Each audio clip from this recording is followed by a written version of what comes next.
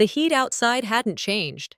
That familiar, dry, Central Texas warmth clung to my arms like a warning as I parked the rental car in front of the Wilkins house.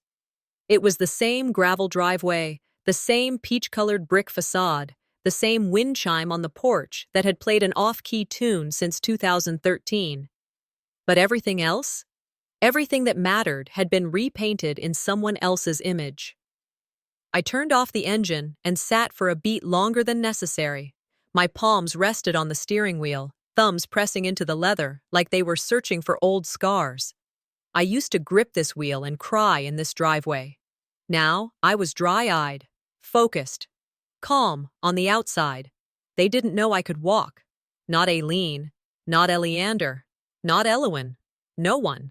And I wasn't about to give away the one card I still had left in this wretched game. I stepped out of the car, careful but steady, and crossed the path toward the front steps.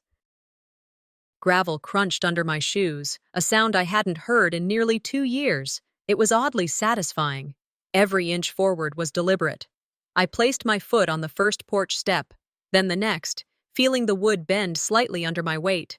Not a creak, not a wobble, just silence. That too had changed.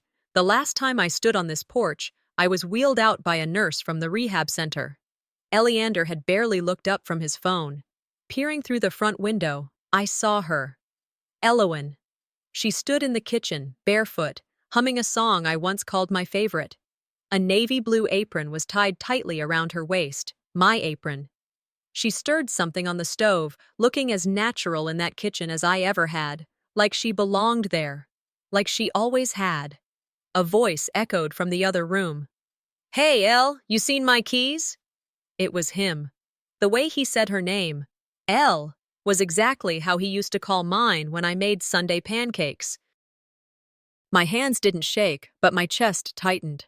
Elowin turned, wiping her hands on the towel, and walked toward the voice, smiling, that easy, practiced smile she used on strangers, the one that made people think she was sweet and incapable of anything remotely cruel.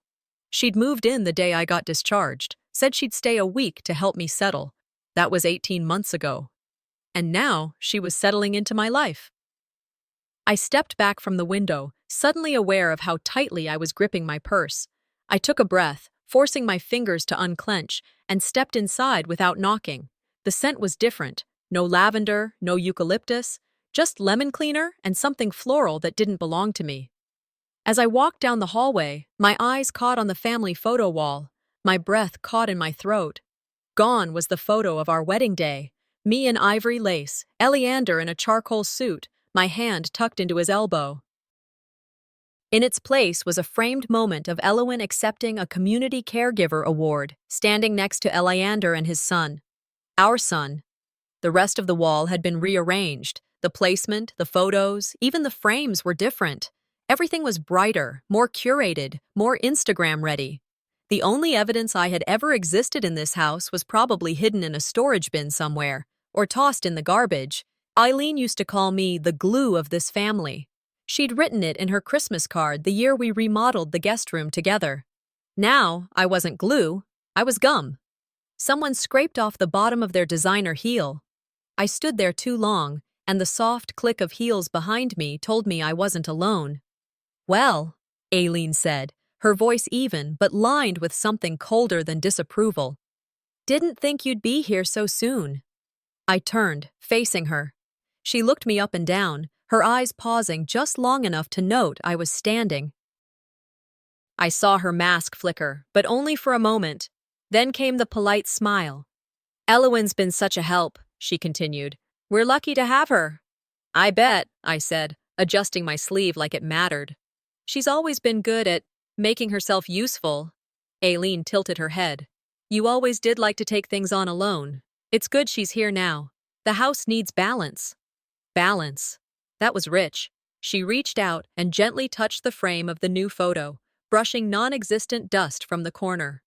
"It's good to move forward, don't you think?" I didn't reply. My silence wasn't submission. It was strategy. Her gaze lingered, testing me for a reaction. I gave her none. Without another word, She turned and walked toward the dining room, her heels tapping rhythmically like a metronome marking the beat of their new reality. When she was gone, I looked back at the empty spot on the wall, where my wedding photo once lived. I lifted a hand, brushing my fingers against the paint. And the nail hole was patched, sanded, painted over. Eleanor Roosevelt once said, "No one can make you feel inferior without your consent." Aileen had tried her best, so had Elwyn and Eleander, but they hadn't succeeded, not yet. They may have replaced me in this house, but not in the truth, and definitely not without consequences. As I turned to leave, a laugh floated down the stairs, high-pitched, controlled, the same laugh Elwyn used to make when she wanted people to think she was flirting without trying. It came from the master bedroom. My hand clenched into a fist, then relaxed just as quickly. My expression stayed still. But inside, I was on fire. 2 days after stepping back into that house, I found myself invited to a charity brunch hosted by the same people who had quietly erased me. The envelope had my name printed neatly in gold script, like nothing had changed. Like I was still part of the club. I sat with the invitation in my lap for nearly an hour, turning it over, trying to decide if it was a genuine outreach or just some leftover list they forgot to clean up. The signature at the bottom was from a mutual acquaintance, someone who used to call me for potluck recipes and parenting advice. Now, she probably forwarded my number out of obligation. Still, I decided to go. I hadn't made a public appearance since the accident, at least not one where I was expected to be anything more than a patient. I knew I could walk. But today, I chose not to. I arrived in a wheelchair, not because I needed it, but because they expected it. The venue was a renovated barn on the outskirts of Bourne, a favorite for weddings and retirements. Inside, everything smelled like lavender and lemon oil. White linens draped over long tables, and glass pitchers of infused water sat next to place cards with calligraphed names. It was tasteful, bland, polished to hide the rust underneath. I wheeled myself toward a table near the back, choosing invisibility. The chair next to mine was empty.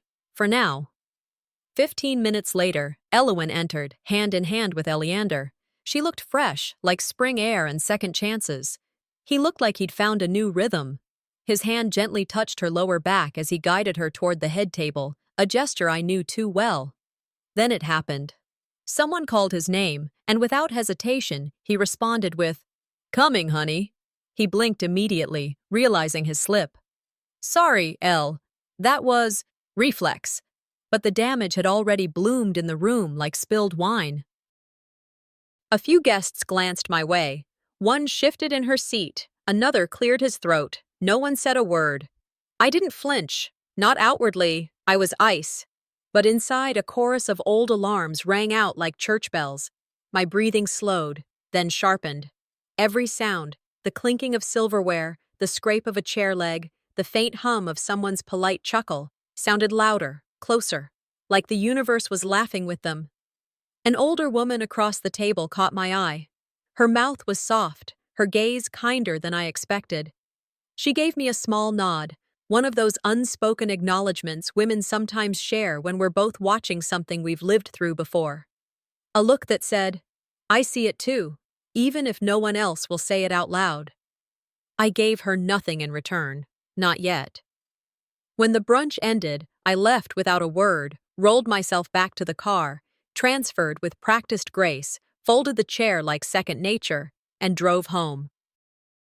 That night, I sat in bed with my laptop, the blue light washing over my face in the dark. My fingers scrolled through social media, not knowing exactly what I was looking for, just chasing the scent of something foul I could already feel under my skin.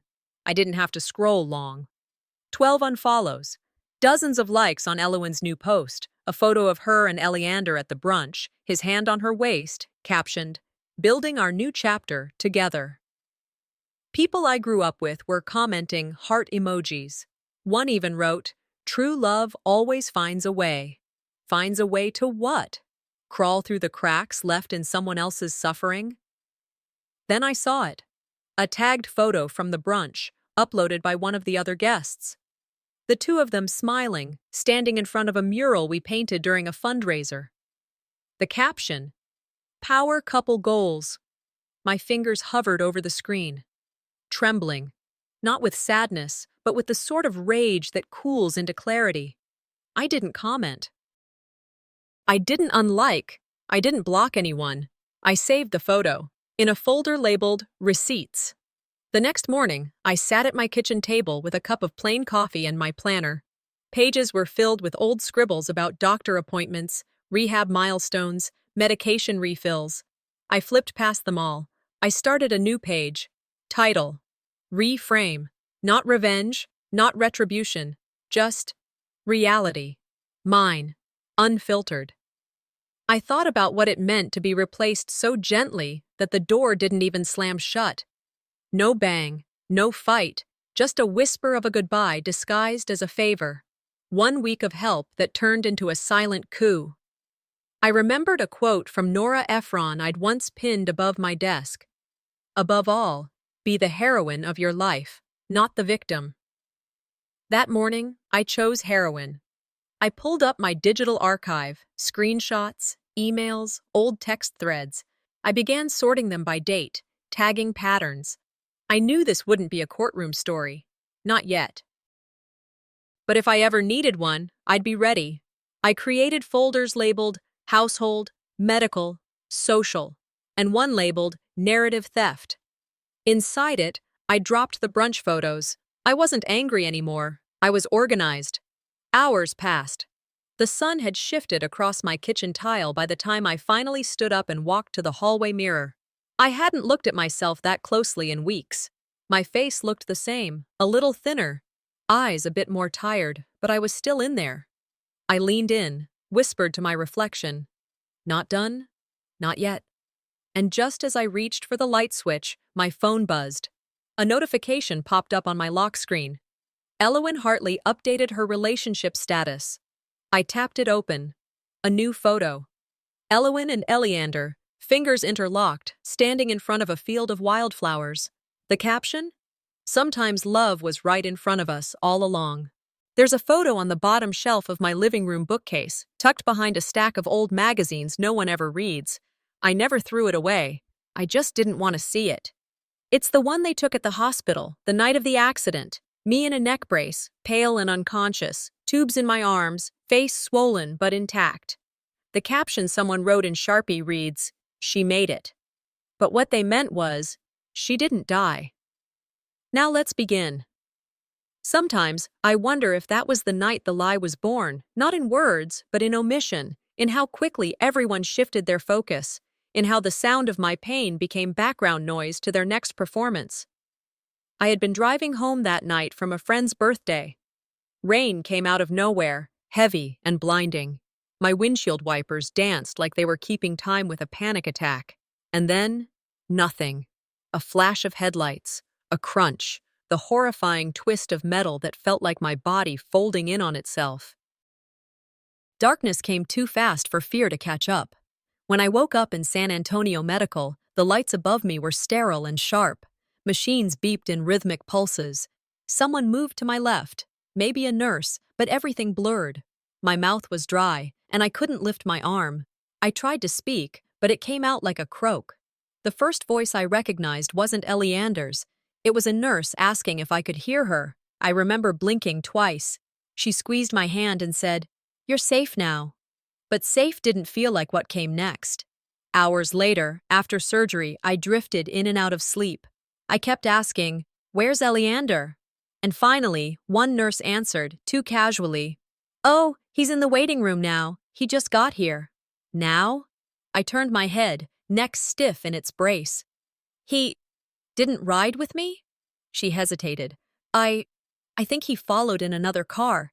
He had to grab some things." Some things.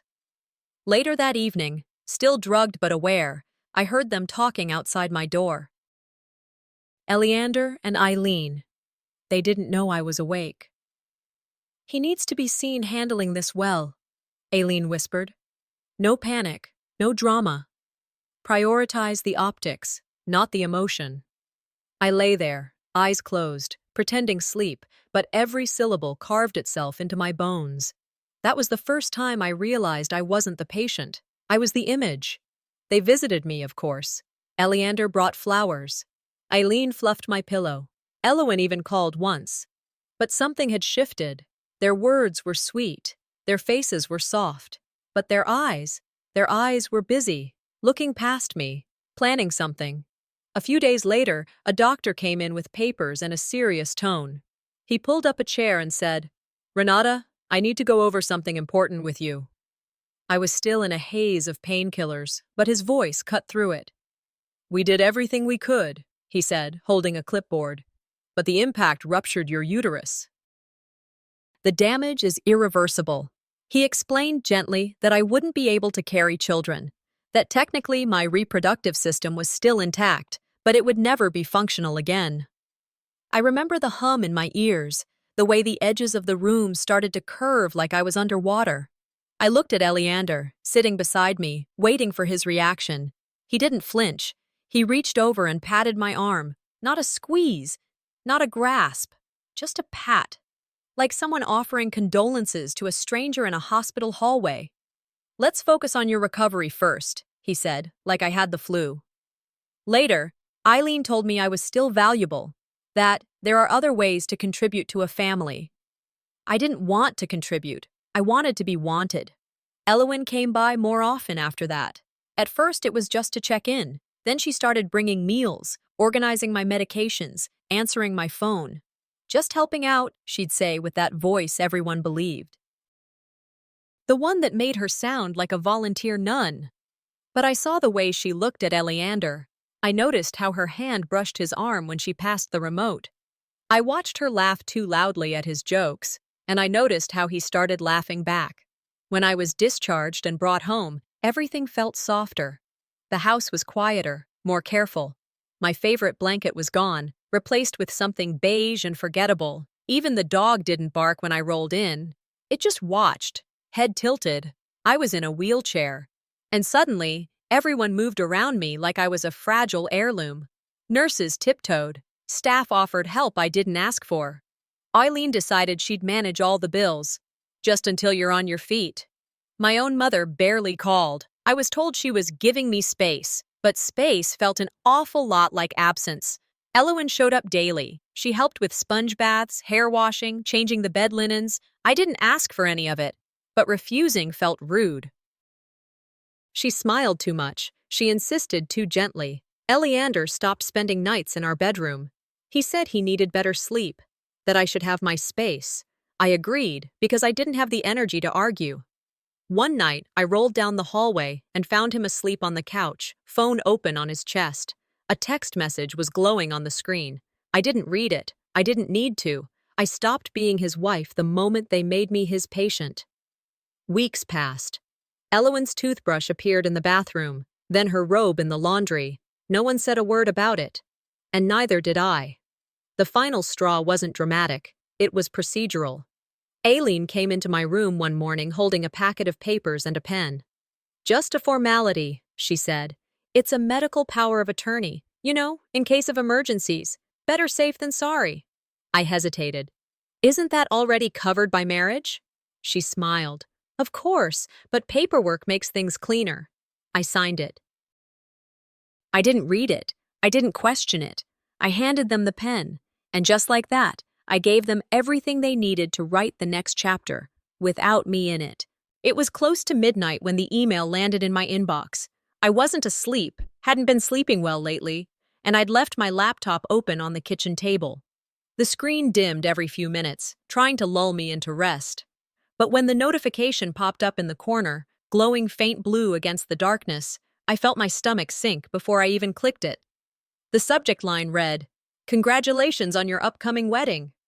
For a moment, I stared at it, thinking it had to be a mistake, spam maybe. But when I hovered over the sender, it wasn't a promo email. It was from a real registry site, one we'd used years ago. My finger trembled slightly as I clicked. There it was, a page filled with polished product images and floral print headers, a couple's registry. Underneath the photo of a dinnerware set, Elowen Hartley and Eleander Donovan, June 18th, born, Texas. My name wasn't there, but my absence was louder than the headline. They didn't even wait. "Not for the divorce to finalize. Not for the pain to fade, not for my breath to even out after the surgeries. While I was learning how to wheel myself to the bathroom again, they were choosing patterns for guest towels. I felt nothing at first, just this heavy, bottomless coldness that settled behind my ribs.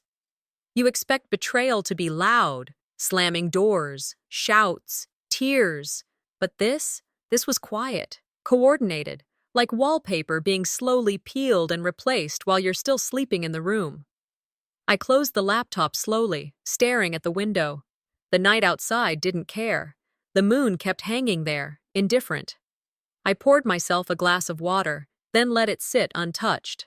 When my phone rang 15 minutes later, the sound split the silence like a snapped branch.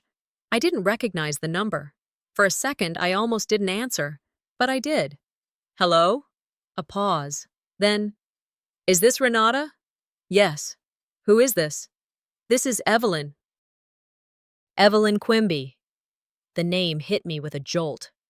Eleander's first wife, the one no one ever talked about after the split. She'd disappeared from conversation like an inconvenient memory. I hope this isn't too strange, she continued, her voice soft but clear. I saw a photo online. Elwyn and Eleander. The engagement announcement. I recognized you in the background, looking stunned. I didn't respond. She took that as permission to keep going. I know this may sound intrusive, she said, but I've been where you are. I thought I should call, not to gossip, to warn you. My voice barely registered. Warn me about what? Patterns, she said. How things change, how he changes.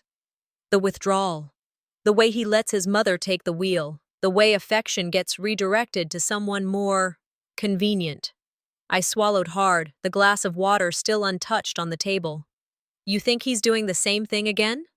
I think he never stopped, Evelyn said. They don't destroy you at once. They remove you in layers until there's nothing left but your silence. I gave mine too long. Don't give yours the same time. A quiet passed between us. Why now?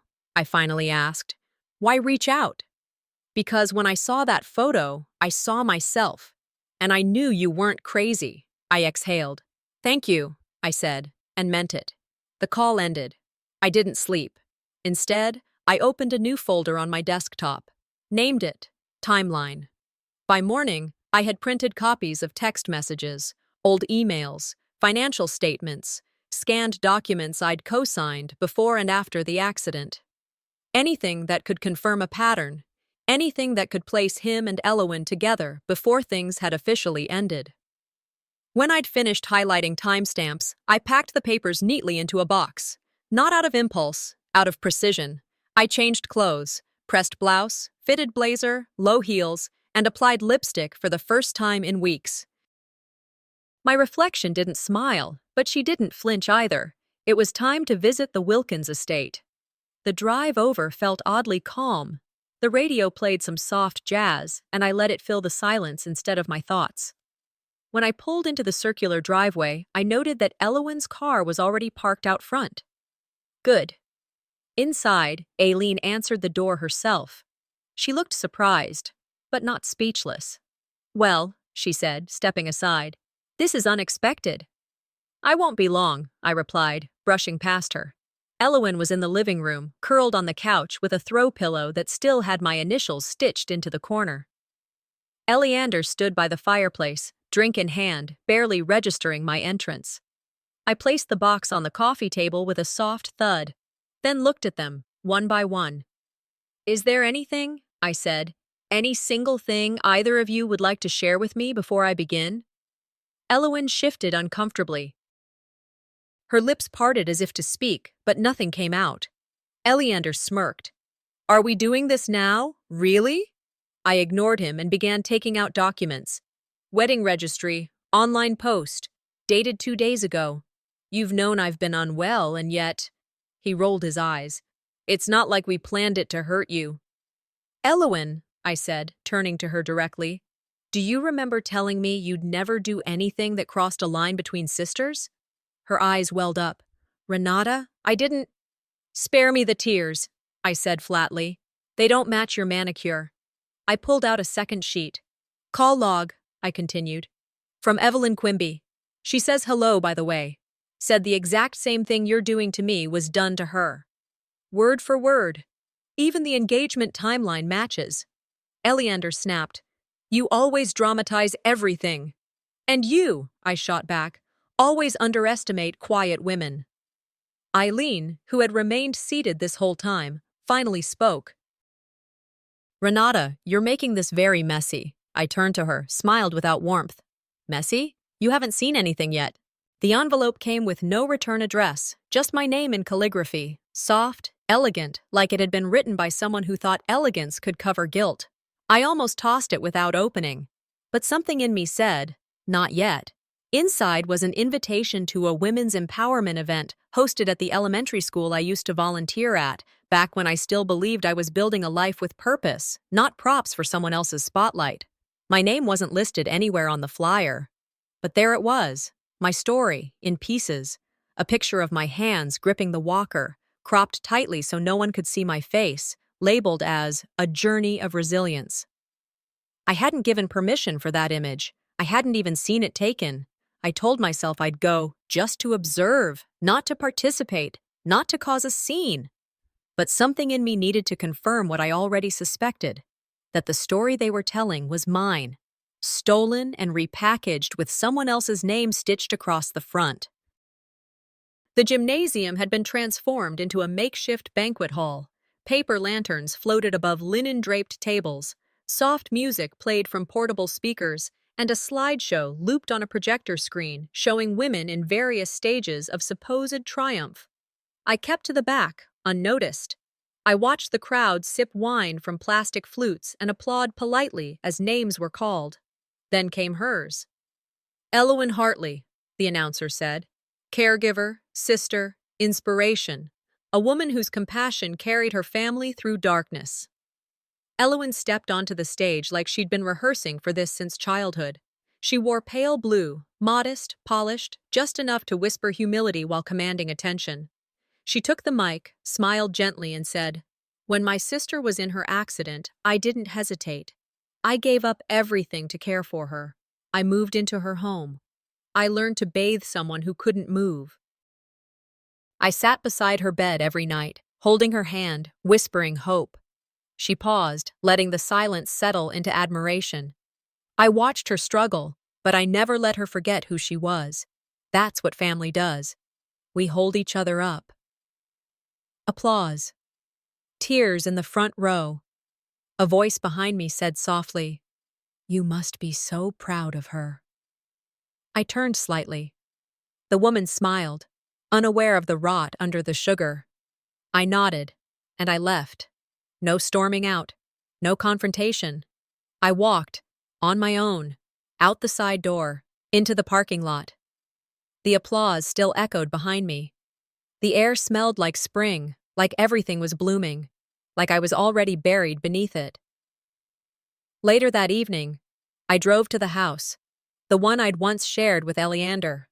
I didn't plan on staying. I just wanted to grab a few things, my father's journals, some old photo albums, proof that I'd lived there. My key didn't work.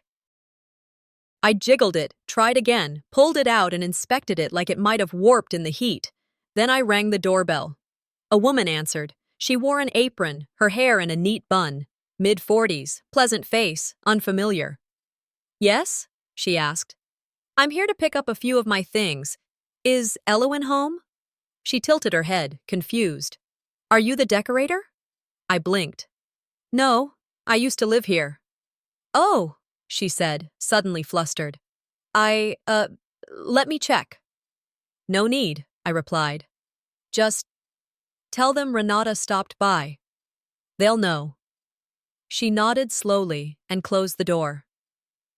I stood on the porch for a moment longer, listening to the silence, feeling how different the door felt when it was closed to you, not just physically, but spiritually. It wasn't my home anymore, but that didn't mean they got to pretend I'd never lived there. I drove to the park down the road, found an empty bench beneath an old oak tree.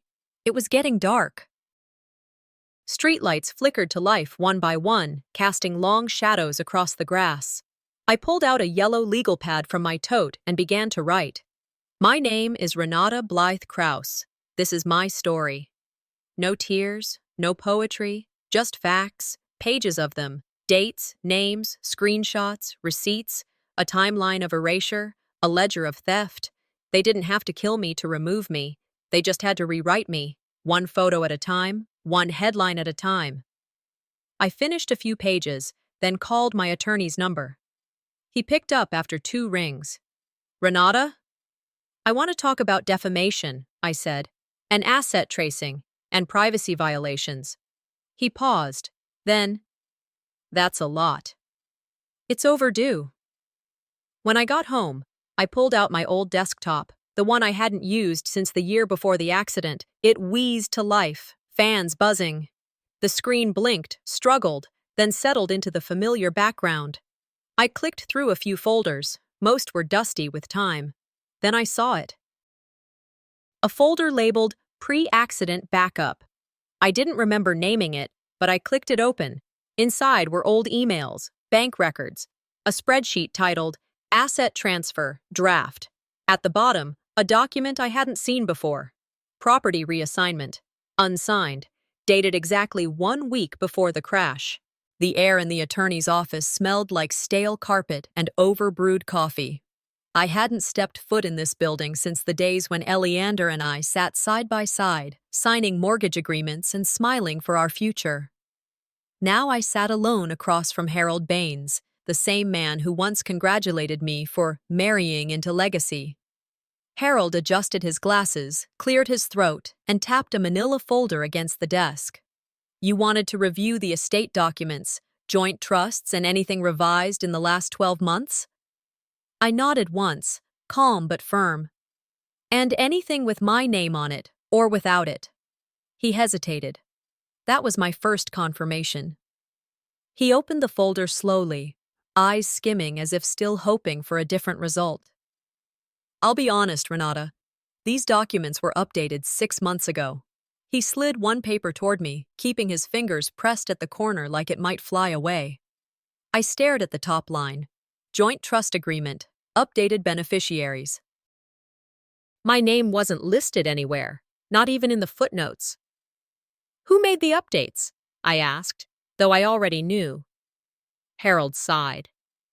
Eleander, with full authority. He cited your condition at the time as reason for assuming discretion. Of course he did. 6 months ago, I was still recovering from my 2nd round of spinal surgery. I couldn't sit upright without support, much less chase down legal documentation. I kept my expression blank. I'd like copies of every file that's been changed. He blinked. Every file? Yes. And a list of dates, not just signatures.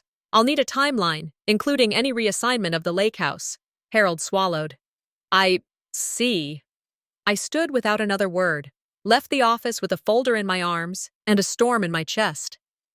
Back at home, I kicked off my shoes and dropped the folder onto the kitchen counter. The kettle hissed on the stove. Forgotten. Curiosity pulled me to my phone. I opened Instagram and immediately regretted it. Elowen's face was everywhere, again. Someone had tagged me in a local lifestyle blog's post. I clicked the link. A glossy photo loaded slowly, as if giving me time to brace myself. There she was, sitting on the porch swing of the lake house, Eleander's arm around her, his son leaning into her shoulder. The title? The Woman Who Helped a Family Heal. I read the first paragraph 3 times, not because I didn't understand it, but because I couldn't believe someone had printed it.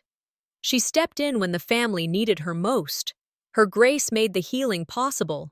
Through quiet strength and unwavering loyalty, Elowen Hartley became the anchor during tragedy. It was like watching someone plagiarize my soul. I had lived those nights, bathed in pain and silence, endured months of medication and therapy. And now they were attributing the endurance not to me, but to the woman who took my place. I didn't scream. I took screenshots. Then I made a list, the article's title, the publication date, the journalist's name, the quotes. I forwarded them to my private email, subject line, for legal review. My heart wasn't broken. It was alert. I opened the box in my closet, the one I hadn't touched since I moved into this apartment. Inside were journals, receipts, phone records, the old POA documents. I cleared space on the wall, thumbtacked paper after paper, started drawing lines between events, highlighter across dates, red ink circled text messages, post-its labeled by month, faces, transactions, paper trails. I didn't need revenge. I needed proof. My phone buzzed. It was the attorney I'd called a week earlier. Alicia, sharp as a scalpel and twice as precise. "Ready to talk next steps?" she asked. "I've got evidence of asset transfers without consent," I said. "And published material using my likeness and personal history without permission. Defamation, possible financial abuse, maybe even fraud. And if I want it all documented quietly first? Then we build it brick by brick, and when it's ready, we take the house down." I exhaled. This wasn't just about being written out of the will.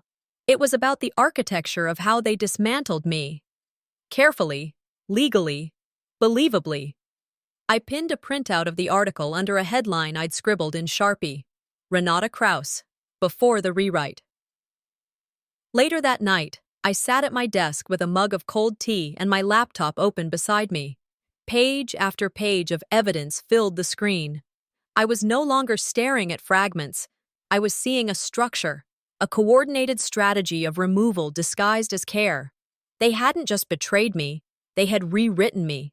Every file, every signature, every narrative twist. They'd framed me as the past and handed Elowen the present. I marked the date of the will's update, then highlighted the surgery appointment scheduled that week. They knew I couldn't read, I couldn't fight, I could barely sit upright. They took advantage of that silence, but not anymore. I stood, stretched my arms, and walked to the printer to run a final copy of the article. As it whirred to life, another print job auto-loaded. I hadn't sent anything else. Paper slid out, a notarized document, property reassignment, lake house, recipient, Elowen Hartley, dated, 10 days after my second surgery. The smell of hot dogs and kettle corn hovered thick in the air as I wheeled through the community fairgrounds that Saturday afternoon. It was the kind of small-town event where everyone knew someone and no one left without a lemonade-stained napkin or a smile that was only half real. I didn't come here to be seen. I came because Eleander's son, my stepson, though no one used that word anymore, was performing in the kids' recital. I took a seat in the back row of the folding chairs, close enough to hear his guitar, far enough to go unnoticed, or so I thought.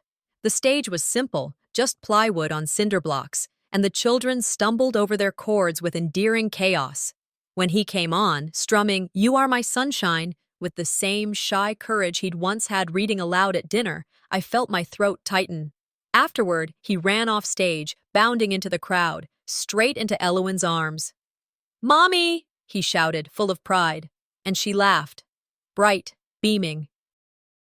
Not even flinching at the word, Eleander walked up behind them, placing his hand gently on Elowen's shoulder. No one corrected the boy, not him, not her. No one in the crowd looked confused. I didn't cry, I didn't blink. But my hand clenched the armrest so tight my fingers cramped. The applause rang out around me, and I sat frozen. An outsider watching the dress rehearsal for a life I used to live. They'd rewritten the cast and handed out new roles like it was a community theater production, and I'd just aged out of mine. Later that night, I drove to the Wilkins house, not to fight, not to plead, but to retrieve what was still mine. There were boxes in the garage labeled with my handwriting, journals, trinkets, things I had left behind when I thought I'd be returning home as a wife, not an echo. Aileen wasn't home. Elowen was. She opened the door still in full makeup, a wine glass dangling from one hand, her robe tied loosely like she was playing the role of relaxed partner in a holiday movie. She paused, then smiled. "Renata," she said, like my name tasted expensive. "I'm here for a few things, Dad's journals. My old books," I said flatly. "Sure," she nodded. "Let me just—" She turned to let me in. That's when I noticed the bracelet. On her wrist, silver with a tiny sapphire inset, was the one Eileen had gifted me the night of our rehearsal dinner. She'd said, "This stays in the family. You'll pass it down." Apparently, they'd just skipped a generation. My eyes lingered. She noticed. "Oh," she said lightly, lifting her wrist. "You recognize it. Your mother-in-law said I should have it. Said it suited me better." I stared at her. "Did she now?" She nodded, sipping her wine. "You know how she is. Sentimental in strange ways." I looked around the living room. The blanket I crocheted last winter was draped over the couch. The photo albums had been rearranged, again. "This house," I said slowly, "looks more like you every time I stop by."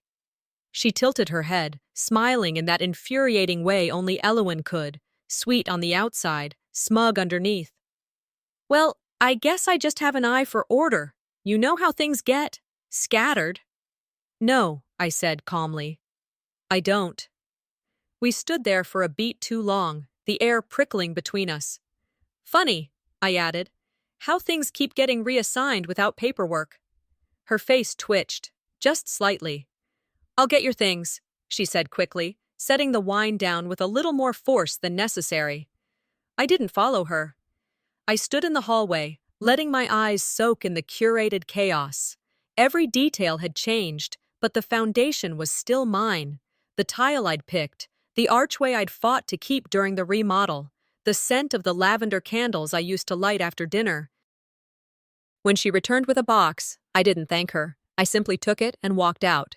As I stepped onto the porch light cast my shadow long against the driveway. My car was parked at the end, just outside the glow. I walked slowly, breathing through the tension, and when I reached the mailbox, I paused. Inside was an envelope from the county clerk. I opened it right there under the porch light. Confirmation of title transfer. Finalized. The Lake House. My name officially removed. She hadn't just moved in. She'd moved me out. Back in the car, I set the box down in the passenger seat and buckled in. My hand rested on the steering wheel, but I didn't start the engine yet. My phone buzzed. A message from a blocked number. No greeting, no sign-off, just a single line. "She's changing everything to her name, starting with your mother's garden bench." The text came late Friday evening from Eileen.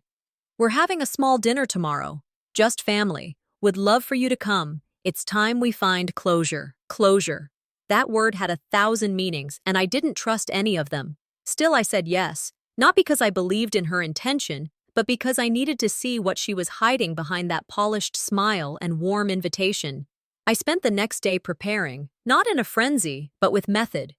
I packed copies of legal files in my purse, downloaded a recording app to my phone, and wore a black dress that used to make Eleander pause when I entered a room. By the time I arrived at the Wilkins estate, the front lawn was glowing with string lights and the air pulsed with music. This wasn't dinner. This was theater. Tables lined the backyard, champagne flutes clinked, and waiters in pressed white shirts moved between guests, like this was a scene from a wedding magazine. I walked in quietly, like a shadow returning to the stage it was never supposed to leave. Some guests turned, whispering. Others looked away. I didn't care. I scanned the crowd and found Elowen standing near the head table, radiant in pale gold, holding Eleander's hand like it had always been hers. Eileen approached me, arms open as if this was a family reunion. "I'm so glad you came," she said softly. "Let's talk somewhere private." We stepped into the side room just off the kitchen, away from the laughter and music. She pulled out a folded document from her clutch and laid it on the table. "It's just a little formality," she smiled. "We wanted to finalize some loose ends, so you can move forward too." I unfolded the paper, eyes scanning line by line. The language was dense, but I recognized what it was. A full legal release. If I signed it, I'd be surrendering any claim to shared property, financial rights, or future litigation. "We just want peace, Renata," she said, leaning in. "You don't want to drag this ugliness out anymore, do you? It's time to let go." I looked up, smiled just enough to be polite. "You almost had me," I said quietly, pushing the paper back toward her. "But I read now." Her expression barely changed, but I saw it, the flicker of disappointment behind her lashes. We returned to the party just as the speeches began. A hush fell over the crowd. Eleander took the mic first, thanking everyone for coming, saying it was time to celebrate love, family, and second chances. Then he handed the mic to Elowin. "She's the heart that kept this family beating," he said. Applause followed. A few people even stood. Elowin began her speech with a tear in her voice, thanking Eileen, praising Eleander's strength, and calling this moment a testament to resilience. Then someone raised a glass toward me. "To Renata," they said awkwardly. "For all the strength she showed." Aileen's voice cut through the moment like a blade. "She's not part of this anymore," she said, her tone light but unmistakable. "Let's keep the moment clean." The silence that followed was worse than a slap. Moments later, a server approached me with a hushed tone. "I'm sorry, ma'am," he said, avoiding eye contact. "We've exceeded our head count. Mrs. Wilkins asked that we—" I stood up slowly. My chair scraped the floor with a sound that made half the crowd flinch. I looked around. Half the guests avoided my eyes. The other half watched with pity or confusion. "You only get one ghost per family," I said calmly. "You chose wrong." I walked out without rushing. Dignity wasn't in volume. It was in restraint. Back in my car, I sat still for a long time. The party behind me carried on, muffled now by distance and glass. I stared at my reflection in the rearview mirror. They didn't just betray me. They orchestrated a disappearance. I pulled out my phone and opened the folder titled Phase 2. Dozens of documents, audio recordings, financial trails, screenshots, all ready. I typed a message to my private investigator. "It's time. Upload batch 1. Secure channel." Sent. I closed the screen, but my mind didn't rest. This wasn't just a wedding. This was a heist. They hadn't stolen jewelry. They had stolen identity, legacy, place. And they'd done it with smiles. I reached into the glove box and pulled out a notepad. I began writing, line after line. To take back what was stolen, piece by piece, name by name. To speak in spaces they thought I'd abandoned. To rebuild the story, not in whispers, but in facts.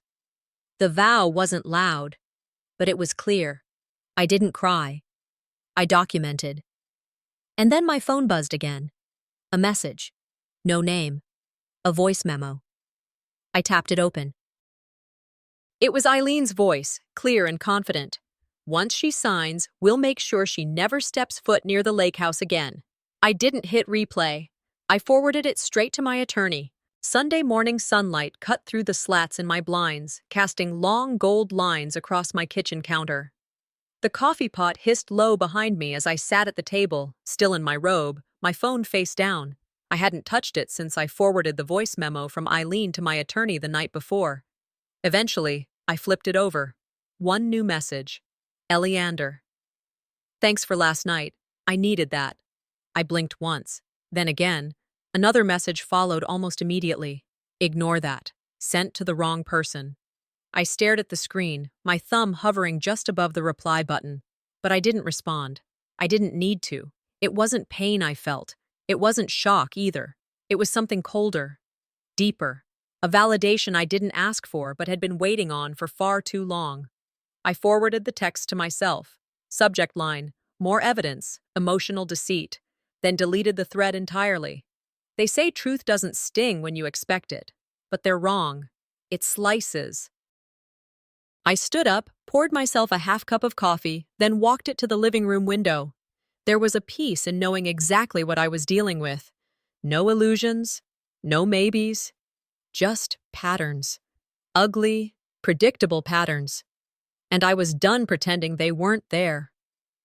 Later that morning, I forced myself into church clothes. A linen skirt, modest heels, and a navy blouse buttoned to the collar. Not for faith, but for proximity. Aileen never missed a Sunday morning gathering. She treated the church like her second pulpit, even though I was convinced her real religion was image control. I arrived just before the second service ended.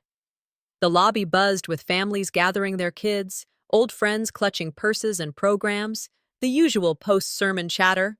I stood off to the side, tucked into the alcove near the side hallway, and that's where I heard her. Aileen. Her voice floated around the corner, amused, warm.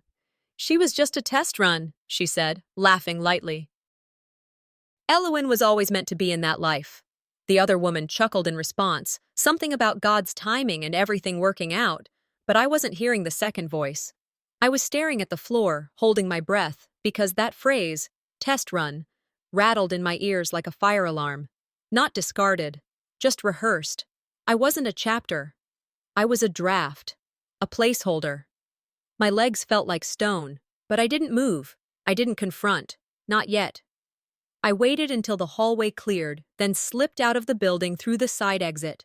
By the time I reached my car, the shock had calcified into something stronger. Resolve. You don't argue with a story that's already been published. You write a better ending. At home, I called the private investigator I'd hired weeks ago, a woman named Dina, sharp, discreet, expensive. Unseal the digital trail, I said. Are you sure? She asked. Once we hit publish, there's no going back. I was never given a choice when they erased me. Now I'm writing my way back in. I spent the rest of the afternoon compiling what I had. Voice memos, financial documents, photos, recorded conversations, screenshots of social media lies, Elowyn wearing my bracelet in interviews, Eileen making statements in the name of family legacy, Eleander smiling beside her, rehearsed as ever. I reflected on Eileen's obsession with image, how every holiday photo was staged like a campaign. Her perfection wasn't for us, it was for the audience. And that audience, they were going to see everything now. I typed out the bullet points of my speech, not for court, for the upcoming charity banquet. Aileen was being honored for her community leadership and intergenerational influence. I'd just been added to the guest list by someone who hadn't gotten the memo yet. That night, I returned home and opened the manila envelope from the records office. Inside, notarized property documents. My signature, apparently, dated during my hospital stay. But I hadn't held a pen for weeks during that time. The handwriting analysis I'd paid for confirmed what I already knew. Forgery. I stared at the forged signature, then flipped the paper over and wrote in thick black ink. You played this like a game. I'm ending it like a trial. I slipped it into a new folder marked Judgment Day. Then I packed a briefcase, flash drive, printed statements, documents. Everything was labeled, organized, and ready. As the sun dipped behind the trees, soft instrumental music played from the small speaker near my window. It didn't calm me, but it helped with focus. That evening, just as I was double-checking the backup files on my external drive, a text came in from Melissa, an old friend from the neighborhood. You might want to tune in, she wrote. Eileen's being interviewed live right now, Channel 4. I clicked the link. There she was, perfectly framed in a blue blazer, hair curled softly, a delicate pearl pin fastened to her collar. The host was smiling. You've been such a cornerstone of family unity in Bourne. How do you handle public pressure? Eileen laughed lightly. We've always led with love. Our family has nothing to hide. I stared at the screen, not blinking. That's when I opened my laptop and clicked Upload. Bourne Town Hall had never looked so polished. Red velvet ropes framed the entryway. Warm lighting gave the lobby a soft glow. Every wall was draped with photographs of community moments, children planting trees, bake sale winners, seniors holding up handmade quilts. And front and center, Elowyn in a crisp ivory blouse, smiling as she pushed a wheelchair across the lawn. My wheelchair. I arrived 15 minutes before the program began, dressed in charcoal gray, understated but deliberate. My briefcase hung at my side. No heels tonight, just flats that let me move fast if I needed to. I slipped through the side door, avoiding the step-and-repeat photo area near the entrance. Inside, the hall buzzed with donors and board members. Tables were covered in white linens, gold-rimmed plates stacked neatly on chargers, name cards written in cursive. At the head table, I spotted them. Eileen seated between two local councilwomen, Elowyn next to Eleander, all three sipping from crystal flutes like royalty at court. No one saw me, or rather, no one expected to. The lights dimmed, and a video began playing on the central projector screen. Soft music underscored slow-motion shots of Elowen pushing a wheelchair, adjusting a pillow, setting a tray beside a hospital bed staged to perfection. Then her voice filled the room. I learned what true empathy meant when my sister had her accident. I didn't have training, I didn't have experience, but I had love, and that love taught me how to show up every single day. Applause began to ripple before the video even ended. A standing ovation rose around me. I stayed seated, hands folded neatly in my lap, eyes locked on the stage.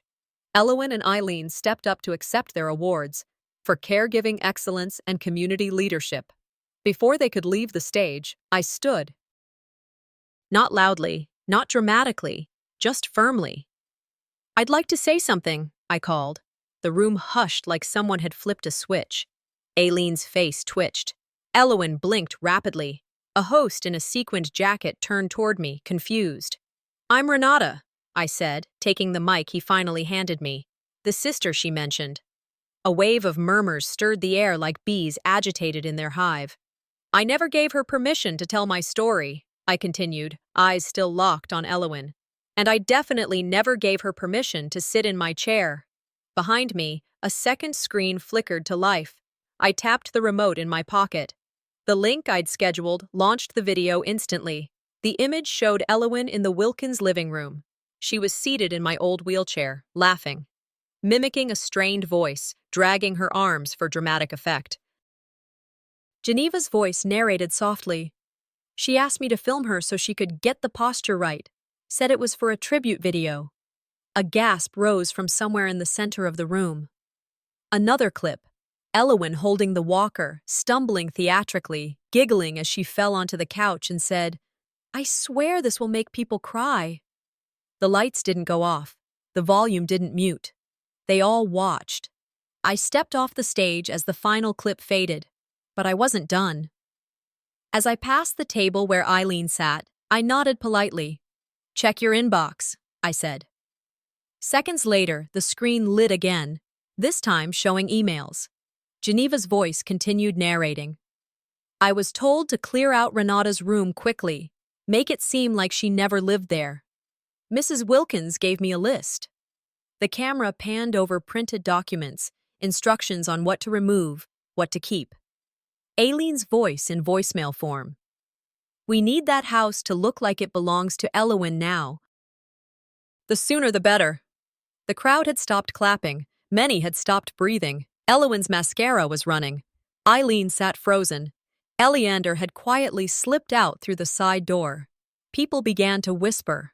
One woman turned to her husband and said, "That was her house?" Someone else muttered, "This is disgusting." I didn't return to the stage. Instead, I walked calmly toward the exit.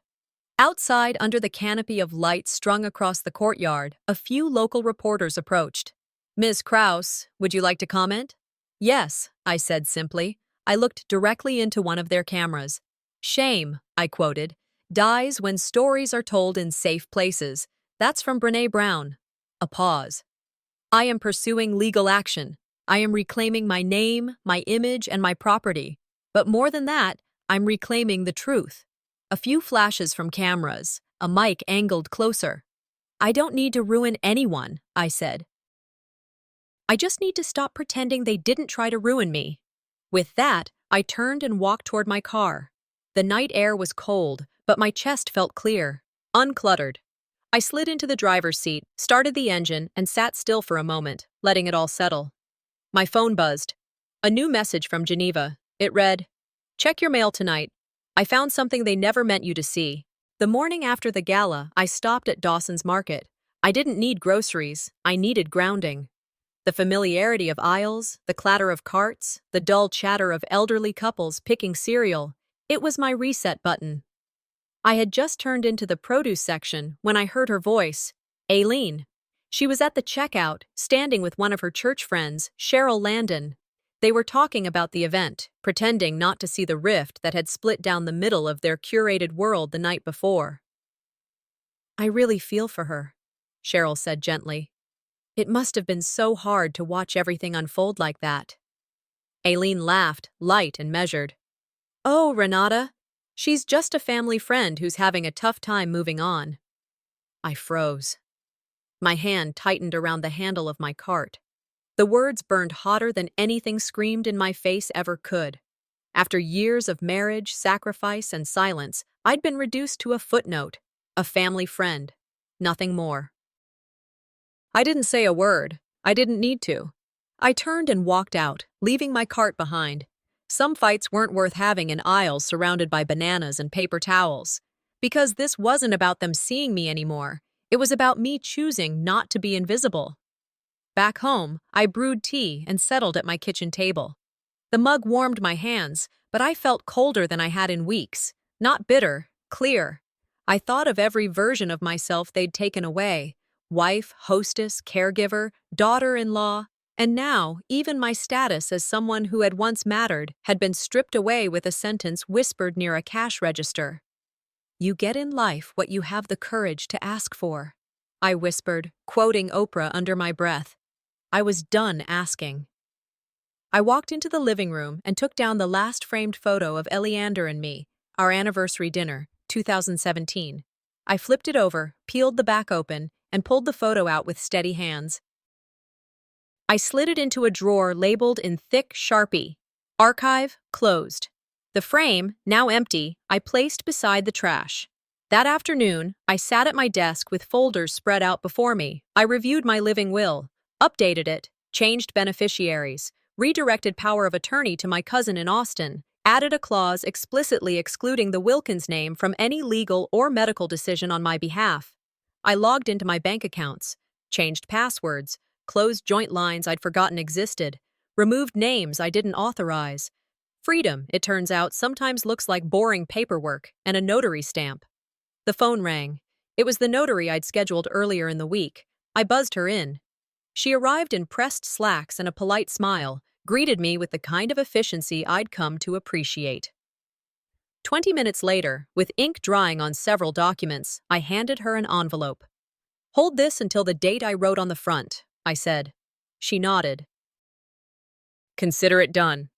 When she left, I sat back and let out a breath I hadn't realized I'd been holding for years. Not relief, release. I pulled out my phone and hit record. "This is Renata Krause," I began. Date and time are stamped. I looked straight into the lens. "This is not for the courts.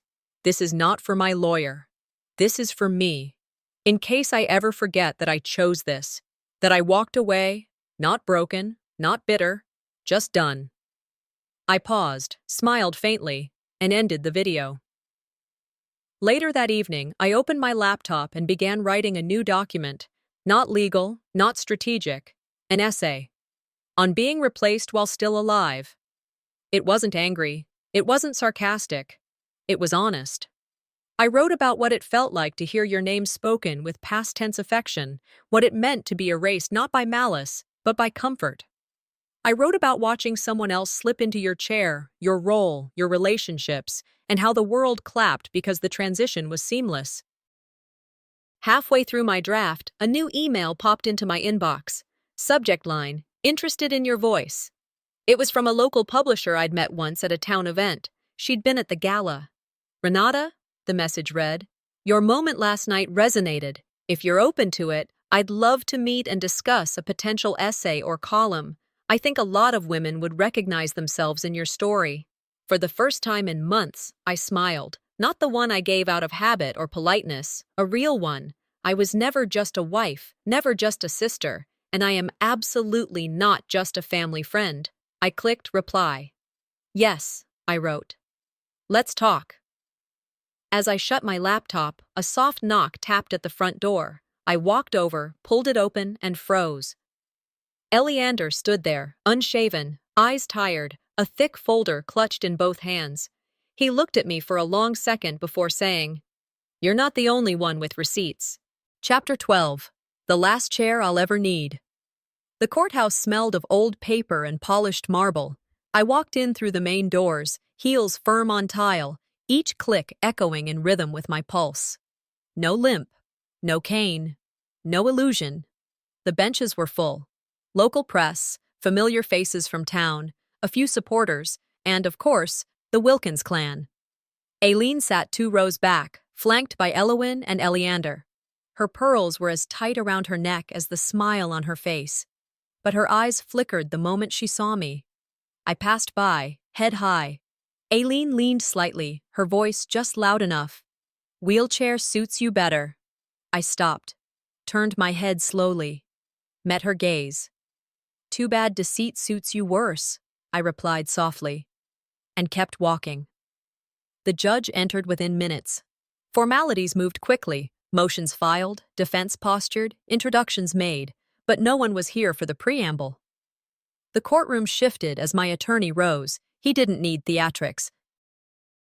The evidence did its own speaking. First, the video of Elowin rehearsing in my wheelchair, laughing behind closed doors. Then Geneva's recordings and emails showing how they plotted to clean my presence from the house. Next, my forged signature, presented alongside a notarized analysis confirming I hadn't signed anything post-surgery. Social media posts flashed on screen. Quotes repurposed. Images stolen. Emile's voice from the memo. "Once she signs, we'll make sure she never steps foot near the lake house again." The judge sat through it all without blinking. Eileen tried to claim misunderstanding. "I thought the form was standard." The judge interrupted. "Ignorance is not innocence, and your influence in this situation is both apparent and disturbing." Elowin began to cry. Eleander feigned confusion, said he thought I'd moved on, that everyone was just trying to find peace. My attorney's response was crisp. "At whose expense?" I remained quiet. I didn't need to speak. Not yet. By the time the judge announced the ruling, the courtroom had turned in tone. "The plaintiff," the judge stated, "is hereby awarded full restitution for the lake property, exclusive rights to her name, image, and identity in all future publications or digital content. Any reference to her story without explicit written permission will be considered a violation of this court's order." MIL was removed from her charity board post within the hour. Elowin was banned from using any of my likeness, photographs, anecdotes, videos, for gain. Eleander agreed to quietly sever all remaining legal ties, power of attorney, business stakes, everything. I stood when it was over. "This was never about revenge," I said quietly to the room. "This was about remembrance. No interviews. No celebration. Just justice." Back home that evening, I sat at my desk. A newer desk, different than the one in that old house. The chair beneath me was sturdy, wood and leather. It didn't roll. It didn't recline, and I'd chosen it myself. I turned the webcam on, clicked record. "To the next woman," I began, "who's been erased while still breathing, who's watched her life be told by someone else, I hope you hear this before it's too late." I paused, not for drama, for breath. I once thought silence meant strength, that if I didn't cause waves, I'd be remembered kindly. But all silence did was give them space to build their version of me. I glanced at the wall behind me, bare, clean, intentional. I'm writing now. A memoir. It's called The Last Chair I'll Ever Need. It's about standing back up after everyone assumes you never will. I smiled. This story is mine. I shut the camera off, walked over to the drawer beside the bookshelf, pulled out the photograph of me in the old wheelchair, one that had been used in countless fake posts, interviews, campaigns. I flipped it face down, then slid it into the bottom of the drawer. I stepped out into the garden. Eileen once said it was too wild, too untamed, too difficult to control. That's why I love it, and it's mine now. Every stone, every weed, every blooming vine. She said the wheelchair suited me, but I've never looked better standing alone.